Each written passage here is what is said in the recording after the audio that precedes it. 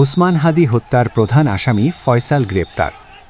ইনকিলাব মঞ্চের মুখপাত্র শহীদ শরীফ ওসমান হাদি হত্যাকাণ্ডের প্রধান দুই আসামি ভারতে গ্রেপ্তার হয়েছেন। ভারতের পশ্চিমবঙ্গ পুলিশের স্পেশাল টাস্ক ফোর্স বা এসটিএফ অভিযান চালিয়ে মূল অভিযুক্ত রাহুল ওরফে ফয়সাল করিম মাসুদ এবং তার সহযোগী আলমগীর হোসেনকে আটক করেছে। ভারতীয় সংবাদমাধ্যম এই সময় তাদের এক প্রতিবেদনে এই তথ্য নিশ্চিত করেছে।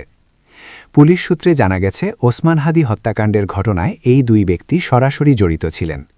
দীর্ঘদিন ধরে তাদের খোঁজ চলছিল। অবশেষে গোপন তথ্যের ভিত্তিতে অভিযান চালিয়ে তাদের অবস্থান শনাক্ত করা সম্ভব হয়।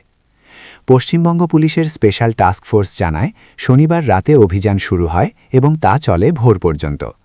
অভিযান চালিয়ে পশ্চিমবঙ্গের উত্তর ২৪ পরগনা জেলার সীমান্তবর্তী বনগাঁ এলাকা থেকে তাদের গ্রেপ্তার করা হয়। পুলিশের দাবি, গোপন ও বিশ্বাসযোগ্য সূত্র থেকে তারা জানতে পারে, বাংলাদেশে চাঁদাবাজি এবং হত্যাকাণ্ড সহ গুরুতর অপরাধ সংঘটনের পর দুই বাংলাদেশি নাগরিক অবৈধভাবে ভারতে প্রবেশ করেছেন। তারা সীমান্তের কাছে বনগাঁ এলাকায় অবস্থান করছিলেন। এছাড়া সুযোগ পেলে আবার বাংলাদেশে ফিরে যাওয়ার পরিকল্পনাও করছিলেন বলে পুলিশ জানায়। এই তথ্যের ভিত্তিতেই এসটিএফ বিশেষ অভিযান পরিচালনা করে। অভিযানের সময় ৭ মার্চ রাত এবং ৮ মার্চ ভোরের মধ্যবর্তী সময়ে দুইজনকে আটক করা হয়। গ্রেপ্তার হওয়া প্রধান আসামি রাহুল ওরফে ফয়সাল করিম মাসুদের বয়স ৩৭ বছর। তিনি বাংলাদেশের পটুয়াখালী জেলার বাসিন্দা। তার সঙ্গে আটক হয়েছেন আলমগীর হোসেন, বয়স ৩৪ বছর। তিনি ঢাকার বাসিন্দা বলে জানিয়েছে পুলিশ।